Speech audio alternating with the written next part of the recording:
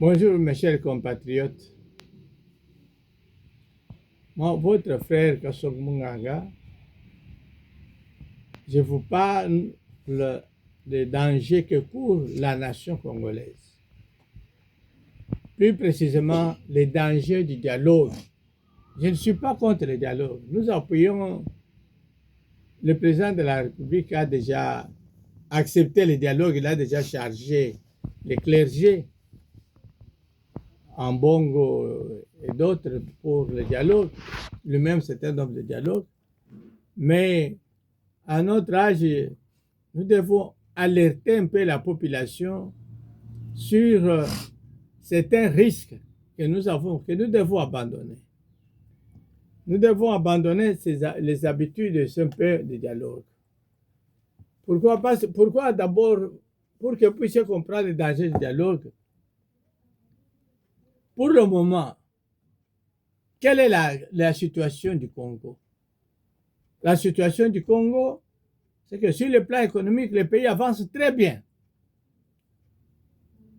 Nous avons une forte croissance économique. Sur le plan monétaire, nous avons une stabilité monétaire. Mais, malgré la crise à l'Est, malgré l'agression, dans les vieux temps, on pouvait connaître l'hyperinflation et la régression économique. Mais c'est le moment choisi par nos compatriotes pour parler du dialogue. Mais pour ces compatriotes, ils ne parlent pas du dialogue qui vise la pacification du pays à l'Est pour que nous puissions avoir une croissance forte, mais une croissance maintenant accélérée. Non. Parce que la plupart qui viennent par du dialogue ne condamnent pas le Rwanda, l'agresseur. C'est là où nous devons nous poser des questions, mais finalement, comme ils ne condamnent pas le Rwanda, finalement, le dialogue, qu'est-ce qu'on cherche? C'est pour cela que nous pensons que la plupart, quand on parle du dialogue, c'est pour le partage du pouvoir. C'est pour ceux qui n'ont pas pu réussir aux élections passées, élections présidentielles, élections législatives, nationales et provinciales, qu'on fasse le dialogue, alors, en fin de compte, on se partage le pouvoir. Bien sûr, il y en a d'autres aussi qui pensent un peu plus loin que, avec le dialogue,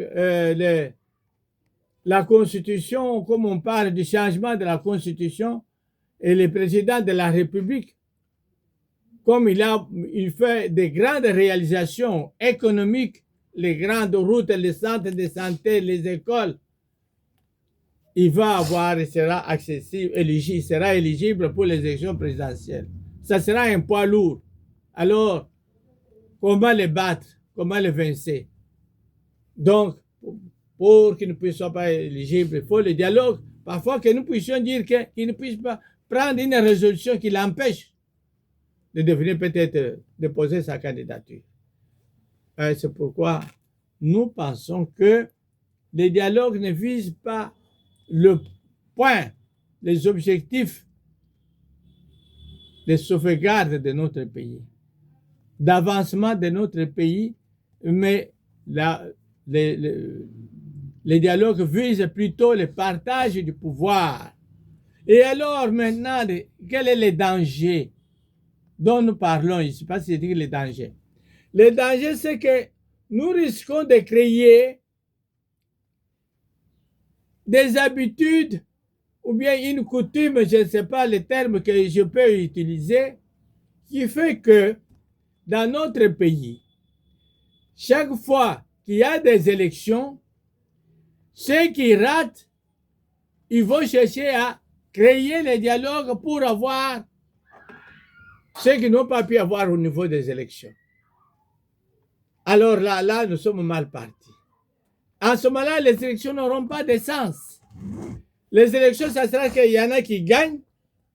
Et puis après, le dialogue, ça sera pour ceux qui n'ont pas gagné. Alors, prenez un peu vous-même pour que vous puissiez comprendre. Je reprends un peu ce que nous avons vu par le passé. La Cour constitutionnelle avait validé la loi sur l'organisation du référendum. Vous voyez ça sur la liste. Qu'est-ce qui est marqué ici? La Cour constitutionnelle valide la loi référendaire moyennant des ajustements.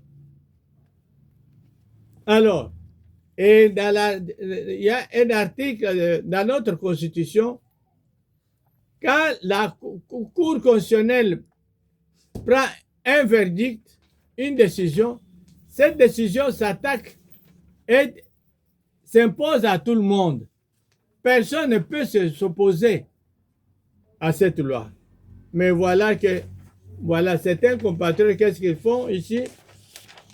Voilà, lisez vous-même. Vous voyez qu'est-ce qu'il y a là-bas? Le référendum à RDC. La C64 rejette l'arrêt de la Cour constitutionnelle et sonne la mobilisation du 15 août. Et c'est ce que nous avons déjà dit avant. Voilà. Pour la Cour constitutionnelle prend une décision. Il dit qu'on peut faire le référendum. Le référendum, c'est que le peuple souverain originel, il peut décider, il prendre toutes les décisions qui s'imposent sur la Constitution, une légère réforme, ou même un changement total, ou un rejet. C'est lui-même qui est le décideur suprême. En droit constitutionnel, on dit le constituant originel. Les constituants dérivés étant ces députés, les gens qui les représentent à l'Assemblée nationale et au Sénat. Alors, mais maintenant, les autres, qu'est-ce qu'ils cherchent? C'est que dans la Constitution, que peut-être que le président de la République ne puisse pas être éligible. Donc, ils cherchent comment arriver au pouvoir. Donc, ce qui préoccupe nos compatriotes, c'est la facilité d'accès au pouvoir. Comment arriver au pouvoir? Ce n'est pas le problème du développement du pays. Si c'était le problème du pays, il devait commencer par féliciter le président de la République, comme l'avait fait Mouzito, alors opposant en ce moment-là. Mouzito étant opposant, il avait dit que même nous-mêmes, quand nous étions au pouvoir, nous n'avons pas fait des réalisations que fait le président Félix Antoine Tshisekedi Tshilombo. Mouzito avait dit ça, avait reconnu, mais les autres ne le font pas. Mais pour les autres, c'est que nous voyons, au lieu de lutter que peut-être que le président qui a tous les pouvoirs puisse les choisir pour qu'il puisse passer au dialogue, non, il pose des conditions. Nous prenons à titre d'exemple, il y a notre frère Kamitatu qui travaille avec Kabila, avec qui est l'autre là, l'opposant là. Donc, disons Kamitatu, et puis l'ancien président lui-même aussi, Kabila, il pose des conditions pour le dialogue, pour que le dialogue soit ça. En un mot, Kamitatu dit qu'il ne faut pas que le président soit l'alpha et oméga du dialogue. Il ne peut pas décider. Alors maintenant, si le président reste chez lui tranquille, le président Tshisekedi, alors maintenant, qui va convoquer le dialogue? On va lui dire qu'il te convoque, mais tu ne dis rien. Alors, qui va exécuter le dialogue? Voilà, c'est là qu'il ne va pas. c'est ce qui traduit les dangers dont nous parlons. Voilà, on dit que les présidents prennent une ordonnance qu'ils convoquent le dialogue, mais qui ne disent rien. Qui ne s'ingère pas dedans. Alors, donc, en ce moment-là, nous allons arriver à cette situation où, à l'avenir, on fait les élections présidentielles, il y en a un qui gagne, mais par après, il y aura des opposants qui ont échoué, qui vont demander le dialogue, qui vont dire que vous, le président qui avez réussi, vous ne dites rien. Convoquez le dialogue, nous allons décider nous-mêmes. Alors ils vont se donner le pouvoir et le président qui a gagné, il n'aura rien. Nous allons voir alors les dangers que nous avons, dont nous parlons. Nous allons avoir une situation difficile à comprendre, que celui qui a gagné, maintenant est empêché de gouverner par ceux qui ont échoué. Donc, donc en d'autres termes, il faut échouer pour avoir le pouvoir, le dernier pouvoir. Ça n'a pas de sens. Ça n'a pas de sens. C'est celui qui gagne qui est le représentant, qui a le pouvoir du peuple pour gouverner. Alors, donc, je voudrais, lorsque je parle de ça, mes chers compatriotes, c'est pour que vous tous, nos compatriotes, puissiez bien comprendre que nous devons tous respecter l'élu du peuple, celui qui a le plein pouvoir, d'autant plus qu'il gouverne très bien. Nous avons quand même une certaine stabilité politique, une ascension économique, une stabilité monétaire, et nous sommes appelés à devenir un grand pays, et on va nous respecter, mais que nous ne puissions pas, que nous ne puissions pas abuser de la bonne volonté du président, comme par exemple, quand on donne par exemple le passeport à notre compatriote là, à qui on avait ravi qui n'avait pas de passeport. Mais il faut alors remercier le président. Et dire qu'il est bon, plutôt voir comme si quelqu'un, ce que nous avons vu dans la presse, qu'il cherche à avoir une opposition qui doit manier accommodante, une opposition accommodante. Non. Quand quelqu'un s'intéresse aux autres, il faut alors les féliciter.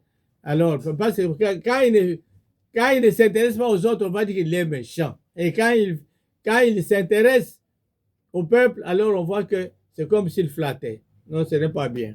Donc, en un mot, en conclusion, ne faisons pas de dialogue un moyen pour conquérir le pouvoir que nous avons perdu aux élections.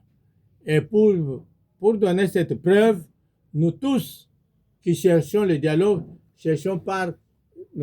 nous devons nous mettre à condamner le Rwanda et condamner aussi tous ceux qui sont financés par le Rwanda pour nous agresser, montrer que nous tous, nous sommes tous derrière le président de la République, commandant suprême pour la reconquête de notre territoire perdu.